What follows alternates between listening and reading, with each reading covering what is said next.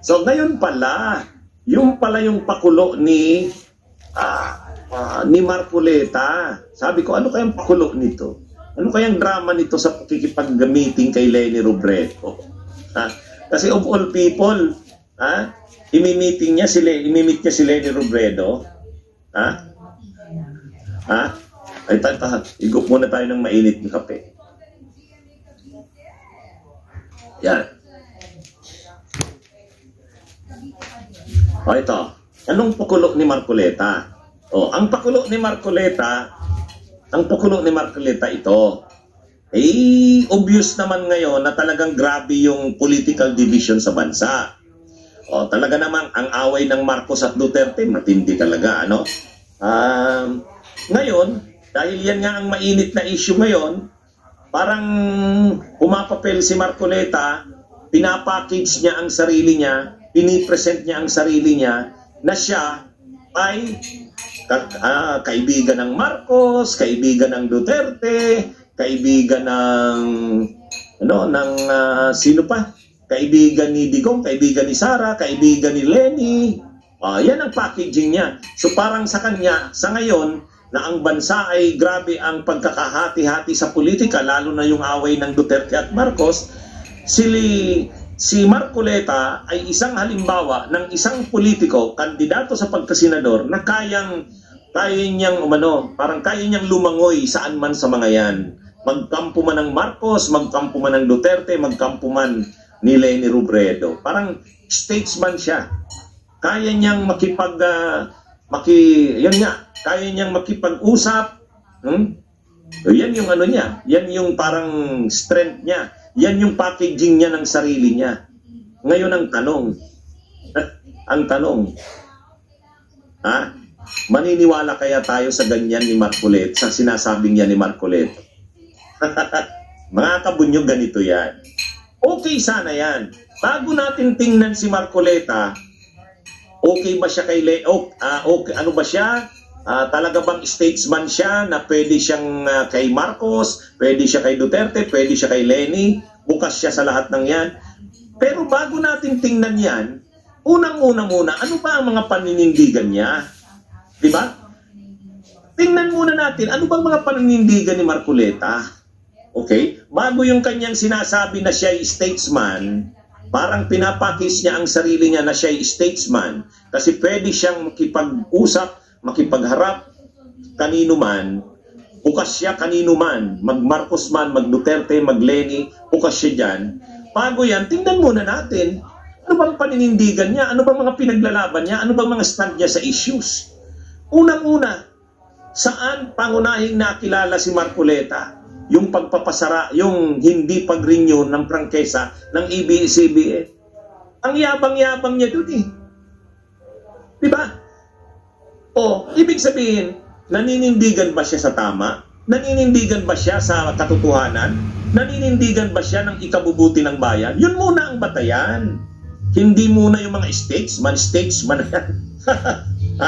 Yung mga statesman na yan, yung sasabihin mo, na okay ka sa kampo ng Marcos, okay ka sa kampo ng Robredo, okay ka sa kampo ng Duterte, ay ganyan naman talaga. Kasi eleksyon ngayon, gusto mong makakuha ng boto ng mga supporters ng Duterte, gusto mong makakuha ng supporters ng Marcos, gusto mong makakuha ng supporters ng Robredo, Siyempre gusto mo, open ka sa lahat kasi eleksyon nga eh.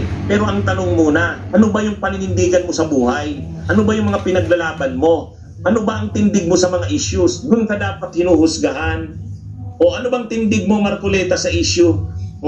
Ikaw yung garapal, ang yabang-yabang mo doon sa hindi pag-renew ng prangkesa ng ABS-CBN. Tama ba yung ginawa mo? Ngayon, naninindigan ka na dapat huwag busisiin ang paggasta ni Sara. Tama ba yung ganyang paninindigan? Ay, mga kabunyog, mga kababayan, nung panahong tumatakbo si Leni, binabastos nyo yan eh. Isa ka sa mga nangunguna sa pagbastos niya. Ibig sabihin, kahit naman sabihin mo, statesman daw siya kasi bukas daw siya sa Marcos, bukas daw siya sa kay Digong, bukas siya kay Leni, bukas siya kay Sara. Yun daw yung kailangan ngayon, yung handa kang kipag-handshake kanino man. Bago yan, ang tanong muna, ano bang paninindigan mo? Ha? Ano bang tindig mo sa mga issue ng bayan? Yun muna. Oh, ikaw ang numero 1. Ikaw ang naging tirador ni Duterte. Garapalan kang nagpagamit kay Duterte. Ikaw yung wala kang hindi ka na nahiya. Ikaw yung nanguna sa hindi na pag-renew ng prangkesa ng ABS-CBN. Tama ba yung paninindigan mo na yon? Oh. Tapos nung tumakbo si Leni Robredo, sobrang binabastos mo. Bastos ka naman talaga, para ka rin siga dun eh. Di ba? Oh. Sobra lang kang bastusan liga doon. Pero ikaw, malaki rin kabastusan mo. Binastos nyo si Leni noon. Oh. Tapos nga, dito sa confidential funds ni Sara, binubusisi ang budget ni Sara. Tama, anong ginagawa mo? Kinakampihan mo si Sara. Ang dapat, okay. Okay yan, makipagkaibigan ka sa lahat. Kaibigan mo ang Marcos, kaibigan mo ang Duterte, kaibigan mo si Leni, okay yan. Pero dapat mayroon kang tamang paninindigan. Yun muna. Ang tanong muna, may tama ka bang paninindigan? Di ba? Hindi ko sinasabing kalabanin mo si Leni, kalabanin mo si Marcos, kalabanin mo si Duterte, kalabanin mo si Sara. Kailangan mo muna, yung paninindigan mo muna. Naninindigan ka ba sa katotohanan? Naninindigan ka ba sa tama? Naninindigan ka ba sa ikabubuti ng bayan? Hindi eh. Anong pinanindigan mo? Magpapasara ng ABS-CBN. Pag hindi na pag-renew ng prangkesa nito, tama ba yun? Naninindigan ka ngayon para kay Sara, ayaw mong ipabusisi ang kanyang budget dahil sabi mo tradisyon yan. Pinapalusot na lang dapat yan, katulad ng sa presidente. Hindi na dapat binubusisi. Tama ba yan ganyang paninindigan? Okay, kung ganyan ang paninindigan mo, tama yung paninindigan mo, at the same time, nagre-reach out ka kay Marcos, nagre-reach out ka kay Duterte, nagre-reach out ka kay Leni, dahil sabi mo statesman na, okay yun, ganun. Pero kung ipapackage mo ang sarili mong statesman ka, pero ang mga paninindigan mo naman sa issue nakakasuka, ay wag na ba, mga kabunyog, mga kababayan? Ganun yun. Kahit ako, di ba? Kahit ako, marami rin naman kaibigan ko. Kung makikipag-usap sa iyo, Marcoleta, makikipag-usap din ako sa iyo. Okay lang yun. Pagiging statesman nga yun. Di ba? Kung ako, mamit ko si Sara, okay, makikipag-ano rin ako dyan. Okay, statesman niya, tama ka. Maging harapin mo ang tao na, okay, makikipag-handshake ka. Walang problema yan. Pero ang munang tingnan natin, ano yung paninindigan. Dito, ang ginagawa ni Marcoleta, kasi kandidatong senador eh. Gusto niyang kumuha ng boto sa kampo ng Marcos. Gusto niyang kumuha ng boto sa kampo ng Duterte. Gusto niyang kumuha ng boto sa kampo ng Robredo. Ngayon, ang inaano niya, di ba pinagtatanggol niya si Sara? Pero tumakbo siya nung panahon ng elections kasama ni Marcos, leader ni Sara.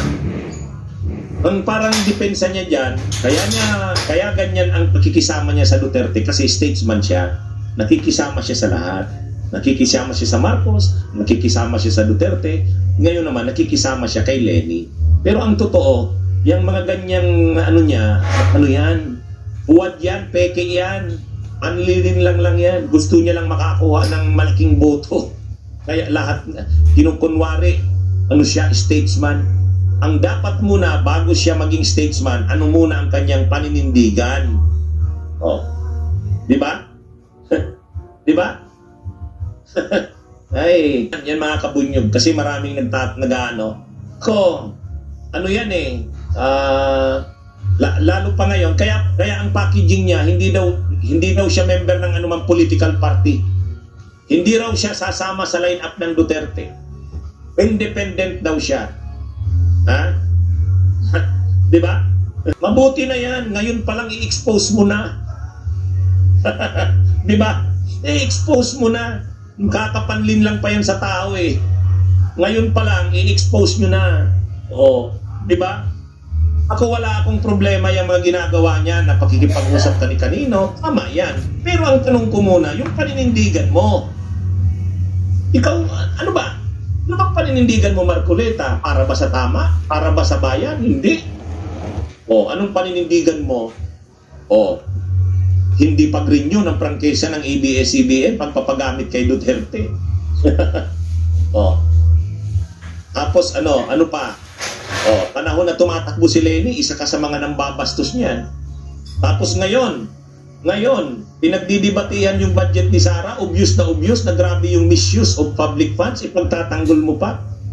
Yung pala, kaya ka nakikisama kay Sara dahil ang sabi mo, statesman ka, ayaw mong may kaaway. Mali. Manindigan ka muna sa tama. Maninindigan ka muna sa kung ano ang ikabubuti ng bayan. Okay. Based dyan, kung maganda ang mga tindig mo sa isyu ng bayan, sasaluduhin ka namin. At bukas ka rin sa pakikipag-usap, pakikipagkaibigan kanino man. Okay yan. Ang problema, ipapackage mo ngayon ang sarili mo, pagiging statesman. Ang tanong, ano naman ang yung mga paninindigan sa isyu ng bayan? Huwag mo nga kami. Diba? Protector ka ng mga ano eh. Kaya lang, pag hindi kasi natin to, ama yun, usbong pa lang, nip in the bud, putuli na, divino you back, diba? Ano yan? Nakit ko na ngayon, ganito pala ang packaging niya. Ganito pala yung ganito pala yung packaging niya ng sarili niya. Kaya pala nakipagkita kay Leni Robredo.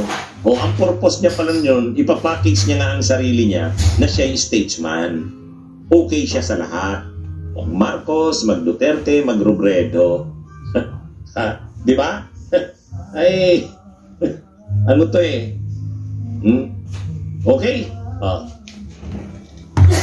Kaya ano ito eh, buti sana kung hindi niya pinagtatanggol ang mga kurakot, ang mga tiwali, ang mga pinagtatanggol niya yung kasamaan eh. Pinagtatanggol niya yung kadiliman eh. Tapos ngayon sasabihin mo, statesman ka. Ay,